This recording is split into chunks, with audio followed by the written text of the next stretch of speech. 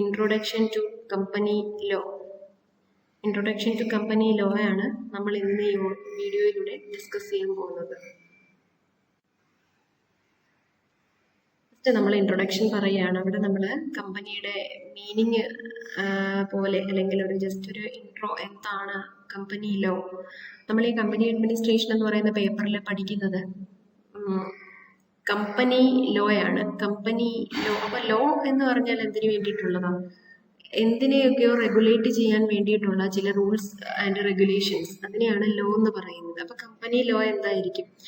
ഒരു രാജ്യത്തെ കമ്പനീസിനെ അല്ലെങ്കിൽ കോർപ്പറേറ്റ്സിനെ റെഗുലേറ്റ് ചെയ്യാൻ വേണ്ടിയിട്ടും കൺട്രോൾ ചെയ്യാൻ വേണ്ടിയിട്ടുമുള്ള റൂൾസ് ആൻഡ് റെഗുലേഷൻസിനെ വിളിക്കുന്ന പേരാണ് കമ്പനി ലോ എന്ന് വിളിക്കുന്നത്. നമുക്ക് എല്ലാവർക്കും അറിയാവുന്ന കാര്യമാണ്, ഒരു രാജ്യത്തിന്റെ ഏറ്റവും ഇമ്പോർട്ടൻ്റ് ആയിട്ടുള്ള സോഴ്സ് ഓഫ് ഇൻകം ആണ് കോർപ്പറേറ്റ് സെക്ടറിന്റെ നിന്നുള്ള ടാക്സിൽ നിന്നുള്ള വരുമാനം എന്ന് പറയുന്നത്.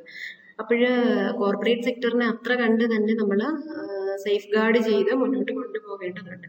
അപ്പോഴ് ഈ എവിടെയാണ് ഒരു company form of business evolve ചെയ്യുന്നത്? എവിടെ നിന്നാണ്? നമ്മൾ ഫോംസ് ഓഫ് ബിസിനസ് പഠിച്ചിട്ടുണ്ട്. Sole proprietorship, partnership, joint Hindu family business, joint venture, പിന്നെ കമ്പനി ഫോം, ട്രസ്റ്റ്, അങ്ങനെ ഒത്തിരി MNCs, അങ്ങനെ ഒത്തിരി ക്ലാസിഫിക്കേഷൻസ് നമ്മൾ പഠിച്ചിട്ടുണ്ട്. അതിൽ സോൾ പ്രൊപ്രൈറ്റർഷിപ്പ് എന്ന് പറയുമ്പോൾ വൺ മാൻ ബിസിനസ് ആണ്. ഒരു സിംഗിൾ പേഴ്സൺ അയാളുടെ റിസോഴ്സസും അയാളുടെ എഫേർട്ടും കോൺട്രിബ്യൂട്ട് ചെയ്തുകൊണ്ട് സ്റ്റാർട്ട് ചെയ്യുന്ന ബിസിനസ് ആണ് വൺ മാൻ ബിസിനസ് അല്ലെങ്കിൽ സോൾ പ്രൊപ്രൈറ്റർഷിപ്പ് എന്ന് പറയുന്നത്. അതിന് എന്തൊക്കെയോ ഡ്രോബാക്സ് ഉള്ളത് കൊണ്ടാണ് പാർട്ണർഷിപ്പ് എന്ന് പറയുന്ന ഒരു ഫോം ഓഫ് ബിസിനസ് ഡെവലപ്പ് ആയത്. പാർട്ണർഷിപ്പിന്റെ പ്രത്യേകത, അവിടെ ഈ ഒരാളിന് പകരം അവിടെ 2 or more persons contribute their effort towards the attainment of the organizational objective. That is capital contribute ചെയ്യുന്നതായാലും അവരുടെ എഫേർട്ട് കോൺട്രിബ്യൂട്ട് ചെയ്യുന്നതായാലും ഈ 2 അതിലധികമോ ആൾക്കാർ ഒരുമിച്ചാണ് കോൺട്രിബ്യൂട്ട് ചെയ്യുന്നത്. അതാണ് പാർട്ണർഷിപ്പിന്റെ പ്രത്യേകത. അപ്പൊ അതിനും ഒരു ലിമിറ്റ് ഉണ്ട്. ആ 4 പേരോ 5 പേരോ അല്ലെങ്കിൽ 2 പേരോ പാർട്ട്നേഴ്സ് ഉള്ളത് അവര് ക്യാപിറ്റലായിട്ട് എമൗണ്ട് കോൺട്രിബ്യൂട്ട് ചെയ്യുന്നതിന് ഒത്തിരി ലിമിറ്റ് ഉണ്ട്. അപ്പോഴ് അവിടെയാണ്, അതായത് ഹ്യൂജ് ഇൻവെസ്റ്റ്മെന്റ് ആവശ്യമായിട്ടുള്ള ബിസിനസ്സുകളുണ്ട്. അങ്ങനെ ഹ്യൂജ് ഇൻവെസ്റ്റ്മെന്റ് ആവശ്യമായിട്ടുള്ള ബിസിനസ്സുകളിൽ ഒരു സിംഗിൾ ഓണർഷിപ്പ് അല്ലെങ്കിൽ കുറച്ച് ആൾക്കാർ മാത്രമുള്ള ഓണർഷിപ്പ് എന്ന് പറയുമ്പോഴത്തേക്ക് അവർക്ക് കോൺട്രിബ്യൂട്ട് ചെയ്യാൻ പറ്റുന്ന ക്യാപിറ്റലിന്റെ എമൗണ്ട് എന്ന് പറയുന്നത് റെസ്ട്രിക്റ്റഡ് ആണ്. അപ്പോൾ ഇങ്ങനെയുള്ള കേസിലാണ് കമ്പനി ഫോം ഓഫ് ബിസിനസിന്റെ ആവശ്യം വരുന്നത്. സ്മോൾ സ്കെയിൽ ബിസിനസ് ആണെങ്കിൽ പാർട്ട്നേഴ്സിന് തന്നെ ടേക്ക് കെയർ ചെയ്യാവുന്നതേ ഉള്ളൂ, അതിന് വലിയ പ്രോബ്ലം ഇല്ല. പക്ഷെ ലാർജ് സ്കെയിൽ ബിസിനസ് ആണെങ്കിൽ അവിടുത്തെ capital contribution is A problem.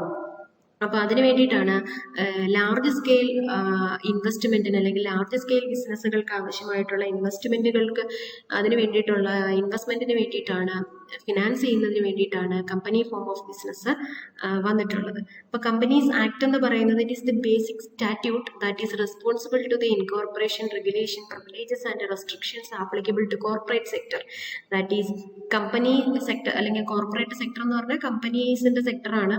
അപ്പൊ കമ്പനീസിന്, രാജ്യത്തുള്ള കമ്പനീസിന്റെ മൊത്തത്തിലുള്ള ഇൻകോർപ്പറേഷൻ, അതിന്റെ റെഗുലേഷൻ, അതിന്റെ റെസ്ട്രിക്ഷൻസ്, ഇതിനെല്ലാത്തിനും റെസ്പോൺസിബിൾ ആയിട്ടുള്ള ഒരു ബേസിക് സ്റ്റാറ്റ്യൂട്ട് അല്ലെങ്കിൽ ഒരു ലോ, അതിനെ വിളിക്കുന്ന പേരാണ് കമ്പനി ലോ എന്ന് പറയുന്നത്. അപ്പം ഇപ്പൊ ഫോളോ ചെയ്യുന്നത് നമ്മളിപ്പോ പഠിക്കുന്നത് കമ്പനീസ് ആക്ട് 2013 ആണ്. കമ്പനീസ് ആക്ട് 2013 മുൻപ് ഇവിടെ നിലനിന്നിരുന്ന ആക്ട് എന്ന് പറയുന്നത്, തൊട്ട് മുന്നേ നിലനിന്നിരുന്ന ആക്ട് എന്ന് പറയുന്നത് കമ്പനീസ് ആക്ട് 1956ഉം അതിനോടനുബന്ധിച്ചുള്ള പ്രീവിയസ് ആക്ടുകളും റൂൾസ് ജഡ്ജ്മെന്റ്സ് ഒക്കെയാണ്. അപ്പം കമ്പനീസ് ആക്ട് 2013 നിലവിൽ വരുന്നതിന് വേണ്ടിയിട്ട് 2009 ലോക്സഭയിൽ ഒരു കമ്പനി ബില്ല് ഇൻട്രൊഡ്യൂസ് ചെയ്യുന്നത്. പിന്നീട് ഒരു റിവൈസ്ഡ് ബില്ല് 2011 ഇൻട്രൊഡ്യൂസ് ചെയ്യുകയും 2013 August 29 president of India companies act 2013 ഒഫീഷ്യലായിട്ട് അതിന് വേണ്ടിയിട്ടുള്ള അസന്റ് കൊടുക്കുകയും ചെയ്തു. അങ്ങനെയാണ് ഇന്ത്യയിൽ പുതിയ കമ്പനീസ് ആക്ട് നിലവിൽ വരുന്നത്, കമ്പനീസ് ആക്ട് 2013.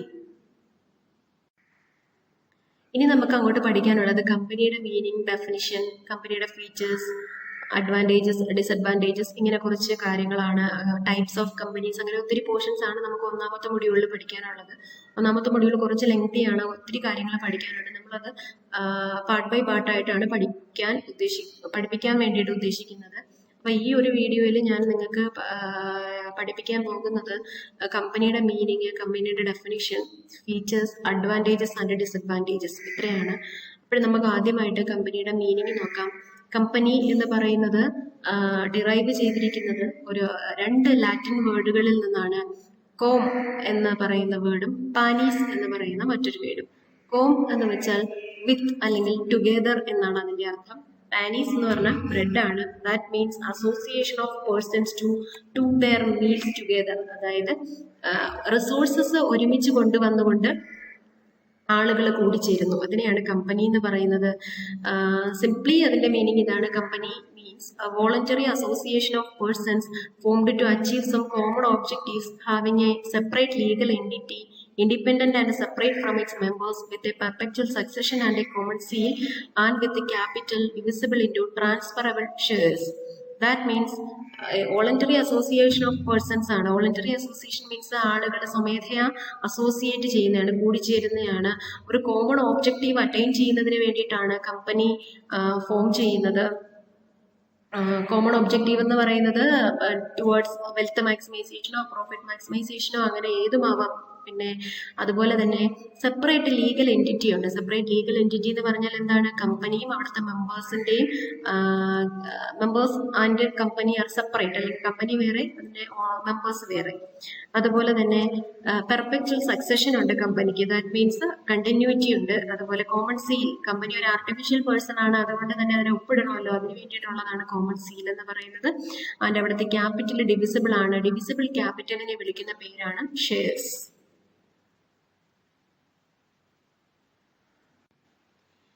കമ്പനി ഒരു ബോഡി കോർപ്പറേറ്റ് ആണെന്ന് പറയാറുണ്ട്. കാരണം പേഴ്സൺസ് ഇൻകോർപ്പറേറ്റ് ചെയ്തുകൊണ്ട്, ഇൻകോർപ്പറേഷൻ എന്ന് പറഞ്ഞാൽ മീനിങ് എന്താണെന്ന് അറിയാമോ? Incorporation means registration. രജിസ്ട്രേഷനെയാണ് ഇൻകോർപ്പറേഷൻ എന്ന് പറയുന്നത്. അവിടെ ആളുകളെ ഇൻകോർപ്പറേറ്റ് ചെയ്തുകൊണ്ട് ആളുകളുടെ കൂടിച്ചേരൽ ആണ്. അതുകൊണ്ടാണ് ബോഡി കോർപ്പറേറ്റ് എന്ന് വിളിക്കാനുള്ള കാരണം.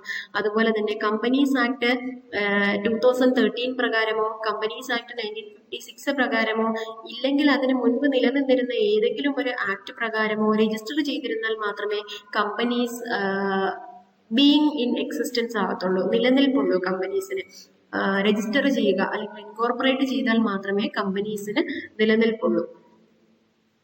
അപ്പം രജിസ്ട്രേഷൻ കഴിഞ്ഞാൽ കമ്പനിക്ക് സെപ്പറേറ്റ് ലീഗൽ പേഴ്സണാലിറ്റി കിട്ടും. അത് കമ്പനി വേറെ, അവിടുത്തെ മെമ്പേഴ്സ് വേറെ എന്നുള്ള ആ ഒരു ടൈം അവിടെ പോസിബിൾ ആക്കാൻ പറ്റും. നെക്സ്റ്റ് കമ്പനിയുടെ ഡെഫിനിഷൻ ആണ് നമുക്ക് നോക്കാനുള്ളത്. നമുക്ക് എല്ലാവർക്കും അറിയുന്ന ഡെഫിനിഷനാണ്, നമ്മൾ നേരത്തെ ഒക്കെ പഠിച്ചിട്ടുള്ള ഡെഫിനിഷനാണ്. പ്രൊഫസർ കാനിയുടെ definition. Company is an artificial person created by law having separate legal entity or separate entity with a perpetual succession and a common seal. അല്ലേ? ഇപ്പൊ ഇത് നിങ്ങൾക്ക് നന്നായിട്ട് അറിയാവുന്ന ഒരു ഡെഫിനിഷനാണത്. കമ്പനി ഒരു ആർട്ടിഫിഷ്യൽ പേഴ്സൺ ആണ്. കാരണം എന്താണ്? കമ്പനി ഇൻകോർപ്പറേറ്റ് ചെയ്യുമ്പോൾ company becomes an artificial person. Created by law means it is incorporated under Companies Act, and company is separate legal entity under that means owner, members and company are individual, and with a perpetual succession and a common seal. Perpetual succession means continuity, and as it is a artificial person, it is to be make signature. അങ്ങനെ കമ്പനിയുടെ സിഗ്നേച്ചറിനെയാണ് കമ്പനിയുടെ common seal എന്ന് പറയുന്നത്. ഇത് നമുക്ക് നോക്കാനുള്ളത് 2013 companies act 2013 പ്രകാരം കമ്പനിയുടെ definition ആണ്. സെക്ഷൻ 2 സബ്സെക്ഷൻ 20 ഡിഫൈൻ ചെയ്തിരിക്കുന്നത്. Company is A company incorporated under this act. ഏത് ആക്ട് ആണ്? കമ്പനീസ് ആക്ട് 2013 പ്രകാരമോ അല്ലെങ്കിൽ അതിന് മുൻപുള്ള ഏതെങ്കിലും ഒരു പ്രീവിയസ് കമ്പനി ലോ പ്രകാരമോ രജിസ്റ്റർ ചെയ്തിരിക്കുന്ന എല്ലാ കമ്പനികളെയും കമ്പനീസ് എന്നാണ് വിളിക്കുന്നത്. അതാണ് കമ്പനീസ് ആക്ട് 2013 പറഞ്ഞിരിക്കുന്ന ഡെഫിനിഷൻ.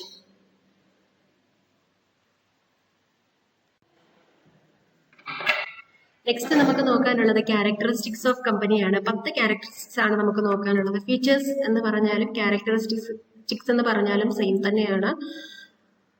ഫസ്റ്റ് 10 എണ്ണമാണ് നമുക്കുള്ളത്. Company is an artificial person, it is voluntary association, incorporated association, share capital, separate legal entity, perpetual succession, separate property, capacity to sue and being sued, common seal, and limited liability. These are the characteristics of a company. First one artificial person. നമ്മൾക്കറിയാം artificial person ആവുന്നത് എപ്പോഴാണ് company becomes or company comes into existence by registration. ഏത് act പ്രകാരമാണ് register ചെയ്യേണ്ടത്? ഇപ്പോഴാണെങ്കിൽ companies act 2013 പ്രകാരമാണ് register ചെയ്യേണ്ടത്. അതാണ് ഇവിടെ പറയുന്നത്. കമ്പനി ഒരു ആർട്ടിഫിഷ്യൽ പേഴ്സൺ എന്ന് വിളിക്കുന്നു because company comes into existence by registration which is often called incorporation of the company. Company incorporate ചെയ്യുന്നത് കൊണ്ടാണ് കമ്പനി ബീയിങ് ഇൻ എക്സിസ്റ്റൻസ് ആവുന്നത്. അപ്പൊ on incorporation a company become an artificial legal person in the eyes of law. അപ്പൊ നിയമത്തിന്റെ കണ്ണിലൂടെ നോക്കുമ്പോഴത്തേക്ക് company ഒരു legal person ആയിട്ട് മാറുന്നുണ്ട് after incorporation. And it is considered as an artificial person because it has no body. Artificial person എന്ന് പറയാൻ കാര്യം എന്താണ്? കമ്പനിക്ക് പ്രത്യേകിച്ച് ബോഡി ഇല്ല, അല്ലെങ്കിൽ നാച്ചുറൽ പേഴ്സൺസിനുള്ളതുപോലുള്ള സോൾ ഇല്ല.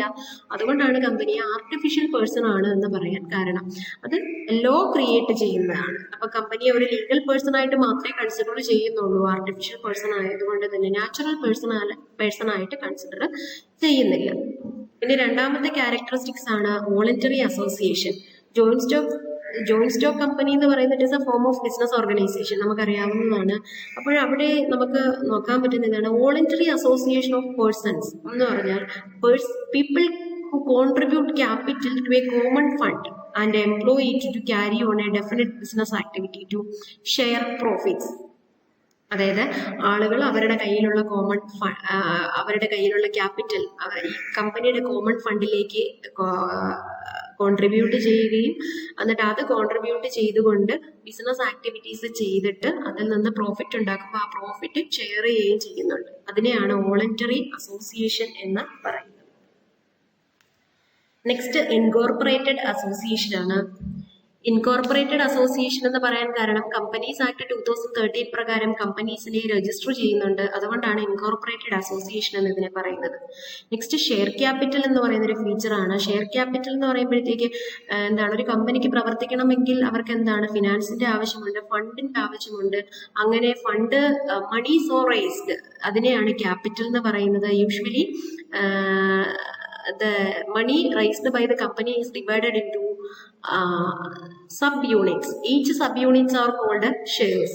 And ഇവരെ ഈ ഷെയർ കൈവശം വെച്ചിരിക്കുന്നവരെ ഷെയർ ഹോൾഡേഴ്സ് എന്നും ഈ ഷെയർ ഇഷ്യൂ ചെയ്ത് കളക്ട് ചെയ്യുന്ന ക്യാപിറ്റലിനെ ഷെയർ ക്യാപിറ്റൽ എന്നുമാണ് വിളിക്കുന്നത്. നെക്സ്റ്റ് സെപ്പറേറ്റ് ലീഗൽ എൻറ്റിറ്റി ആണ്. കമ്പനി ഒരു ആർട്ടിഫിഷ്യൽ പേഴ്സൺ ആണ്, അതുകൊണ്ട് തന്നെ കമ്പനിയും അതിന്റെ മെമ്പേഴ്സും വേറെ വേറെയാണ്. It is independent. അതിനെയാണ് സെപ്പറേറ്റ് ലീഗൽ എൻറ്റിറ്റി എന്ന് വിളിക്കുന്നത്. ദെൻ പെർപെക്ച്വൽ സക്സഷൻ ആണ്. കണ്ടിന്യൂസ് എക്സിസ്റ്റൻസിനെയാണ് പെർപെക്ച്വൽ സക്സഷൻ എന്ന് പറയുന്നത്. Company never dies. ഇപ്പൊ മെമ്പേഴ്സ് മാറി മാറി വരും. കാലം പോകുന്തോറും മെമ്പേഴ്സിൽ കുറെ പേര് മരിക്കാം, അല്ലെങ്കിൽ കുറെ പേർക്ക് ലുണാറ്റിക്സ് ആയിട്ട് മാറാം, അല്ലെങ്കിൽ കുറെ പേര് ഇൻസൈൻ ആയിട്ട് മാറാം, ഇൻസോൾവൻസി വരാം, കുറെ പേര് മരിച്ചു പോകാം.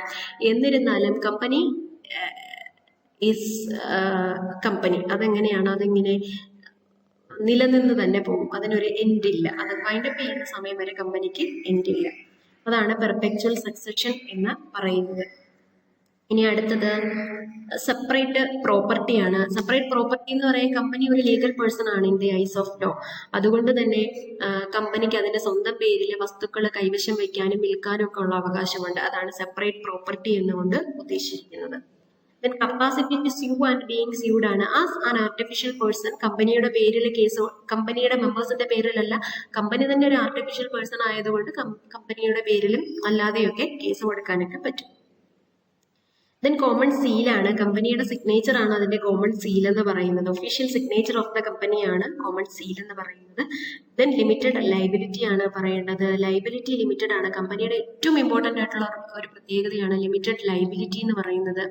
ലൈബിലിറ്റി അതായത് ഇപ്പം അവിടുത്തെ മെമ്പേഴ്സിന് കമ്പനി വൈൻഡപ്പ് ചെയ്യുന്ന സമയത്ത് കമ്പനിക്ക് ലൈബിലിറ്റി ഉണ്ടെങ്കിൽ ആ ലൈബിലിറ്റി ആര് കോൺട്രിബ്യൂട്ട് ചെയ്യും? അവിടുത്തെ ഷെയർ ഹോൾഡേഴ്സിന് അവരുടെ പ്രൈവറ്റ് പ്രോപ്പർട്ടി വിറ്റ് കൊണ്ടുവന്ന് കമ്പനിയുടെ ലൈബിലിറ്റി തീർക്കേണ്ട ആവശ്യമില്ല. കാരണം ലൈബിലിറ്റി ഈസ് ലിമിറ്റഡ്. ബിക്കോസ് അവരുടെ കയ്യിലിരിക്കുന്ന ഷെയറിന്റെ നോമിനൽ വാല്യൂ എത്രയാണോ അത്രയും മാത്രം അവർ കോൺട്രിബ്യൂട്ട് ചെയ്താൽ മതി. ബാക്കി വരുന്ന നഷ്ടം ഇവർ നികത്തേണ്ട ആവശ്യമില്ല. അതിനെയാണ് ലിമിറ്റഡ് ലൈബിലിറ്റി എന്നുകൊണ്ട് ഉദ്ദേശിക്കുന്നത്. നെക്സ്റ്റ് നമുക്ക് പറയാനുള്ളത് അഡ്വാൻറ്റേജസ് ഓഫ് കമ്പനിയാണ്. കമ്പനിയുടെ ഏറ്റവും വലിയ ഒരു അഡ്വാൻറ്റേജ് ആണ് ഇപ്പൊ നമ്മൾ പറഞ്ഞു നിർത്തിയ പോയിന്റ് ആയ എന്താണ് ലിമിറ്റഡ് ലൈബിലിറ്റി എന്ന് പറയുന്നത് കമ്പനി വൈൻഡപ്പ് ചെയ്യുന്ന സമയത്ത് the members shall have the liability to contribute to the assets of the company in accordance with the companies act. അപ്പൊ കോൺട്രിബ്യൂട്ട് ചെയ്യേണ്ടി വരും. അപ്പൊ ലിമിറ്റഡ് ലൈബിലിറ്റി ആയതുകൊണ്ട് തന്നെ അല്ലെങ്കിൽ ലിമിറ്റഡ് ലൈബിലിറ്റി എന്ന് ഇവിടെ പറയാനുള്ള റീസൺ ഇതാണ്. A member is limited to a particular the liability of a member is limited to a particular amount only. And beyond that limit, they cannot be asked to contribute anything towards the payment of companies' liabilities. And companies limited by shares ഉണ്ട്, companies limited by guarantee ഉണ്ട്. നമ്മൾ types of കമ്പനിയിൽ detailed ആയിട്ട് പറയും. ഇനി perpetual succession ആണ്, continuous എക്സിസ്റ്റൻസിനെയാണ് perpetual succession എന്ന് പറയുന്നത്. Separate legal entity already explain ചെയ്തതാണ്. കമ്പനിയും അതിന്റെ members, company formed and registered under companies act ആണ്. അപ്പൊ സെപ്പറേറ്റ് എക്സിസ്റ്റൻസ് ഉണ്ട് apart from it's members. Then transferability of shares ആണ്. കമ്പനിയുടെ ഷെയർസ് ആർ ഫ്രീലി ട്രാൻസ്ഫറബിൾ.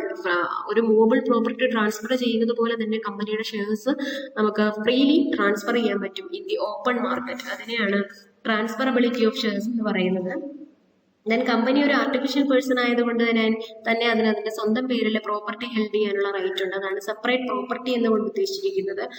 അതുകൊണ്ട് തന്നെ കമ്പനി ആർട്ടിഫിഷ്യൽ പേഴ്സൺ ആയതുകൊണ്ട് തന്നെ, ലീഗൽ പേഴ്സൺ ആയതുകൊണ്ട് തന്നെ കമ്പനിയുടെ പേരിൽ കേസ് കൊടുക്കാനും പറ്റും. അതാണ് capacity to sue and to be sued എന്ന് പറയുന്ന പോയിന്റിനകത്ത് നമുക്ക് പറയേണ്ടത്. Next more procedural formalities next disadvantages ആണ് നമുക്ക് പറയാനുള്ളത്. കമ്പനിയുടെ ഒരു 4-5 ഡിസഡ്വാൻറ്റേജസ് ഉണ്ട്.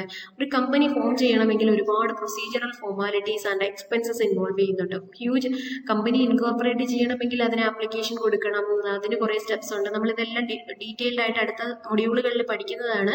അപ്പൊ ഇതിങ്ങനെ മനസ്സിലാക്കി വെച്ചിരുന്നാൽ മതി. Other forms of business organisations തുടങ്ങാൻ വളരെ ഈസിയാണ്. പക്ഷെ കമ്പനി ഫോമിൽ ഒരു ബിസിനസ് സ്റ്റാർട്ട് ചെയ്യണമെങ്കിൽ അവിടെ ഒരുപാട് പ്രൊസീജിയർ ഉണ്ട്, ഒരുപാട് സ്റ്റെപ്പുകളുണ്ട്, ഫോർമാലിറ്റീസ് ഉണ്ട്. അപ്പൊ അതും ഒരു ഡിസഡ്വാൻറ്റേജ് ആണ്. അതുപോലെ തന്നെ കനോട്ട് എക്സർസൈസ് ഫണ്ടമെന്റൽ റൈറ്റ്സ് എന്ന് പറയുന്നുണ്ട്. അതിന് കാരണം കമ്പനി ആർട്ടിഫിഷ്യൽ പേഴ്സൺ ആണ്. പക്ഷേ സാധാരണ ഒരു നാച്ചുറൽ പേഴ്സണ്, സിറ്റിസൺഷിപ്പ് ആക്ട് പ്രകാരം കിട്ടുന്ന ഫണ്ടമെന്റൽ റൈറ്റ്സ് ഒന്നും എൻജോയ് ചെയ്യാനുള്ള റൈറ്റ് കമ്പനിക്കില്ല. ദെൻ ഗ്രേറ്റർ സോഷ്യൽ റെസ്പോൺസിബിലിറ്റി ആണ്. കമ്പനി എന്ന് വെച്ചാൽ ഒരുപാട് സൊസൈറ്റിക്ക് വേണ്ടിയിട്ടും ഇക്കോണമിക്ക് വേണ്ടിയിട്ടൊക്കെ ഒത്തിരി കോൺട്രിബ്യൂഷൻസ് നടത്താനുള്ള ഒരു ഫോം ഓഫ് ബിസിനസ് ആണ് കമ്പനി എന്ന് പറയുന്നത്. സോ അവരിൽ എന്താണ് സോഷ്യൽ റെസ്പോൺസിബിലിറ്റി അവരിൽ ഇൻവോൾവ്ഡ് ആണ്. Then no effective control by members ആണ്. കമ്പനിയുടെ മെമ്പേഴ്സ് കമ്പനിയിൽ കൺട്രോൾ ഒന്നുമില്ല. കാരണം ഷെയർ ഹോൾഡേഴ്സ് ആണ്, അവർക്ക് ഷെയർ ഹോൾഡ് ചെയ്തിരിക്കുന്നു, അല്ലാതെ അവർക്ക് എന്ത് ചെയ്യാനുള്ള റൈറ്റ് ഇല്ല. ഇഫക്റ്റീവ് കൺട്രോൾ കമ്പനിക്കകത്ത് കയറി കൺട്രോൾ ചെയ്യാനുള്ള റൈറ്റ് ഇല്ല. അത് ഡയറക്ടേഴ്സ് ആണ് ചെയ്യുന്നത്. ദെൻ കമ്പനിയുടെ ഹെവി ടാക്സ് ബേർഡൻ ആണുള്ളത്. ബിക്കോസ് കമ്പനിയുടെ ടാക്സ് ബേർഡൻ എന്ന് പറയുമ്പോഴത്തേക്ക് കമ്പനി ഹ്യൂജ് ഏൺ ചെയ്യുന്ന പ്രോഫിറ്റ് അനുസരിച്ച് ഹ്യൂജ് ടാക്സ് റേറ്റിലാണ് കമ്പനി ടാക്സ് അടയ്ക്കേണ്ടത്. അതുപോലെ നമ്മൾ ലാസ്റ്റ് പറയുന്ന ഡിസഡ്വാൻറ്റേജ് ഡീറ്റെയിൽഡ് വൈൻഡിങ് പ്രൊസീജിയർ ആണ്. കമ്പനി ഫോം ചെയ്യാൻ എന്തോരം ഫോർമാലിറ്റീസ് ഉണ്ടോ അതിന് മാത്രം തന്നെ ഫോർമാലിറ്റീസ് അത് വൈൻഡപ്പ് ചെയ്യാനും വേണ്ടിയിട്ടുമുണ്ട്.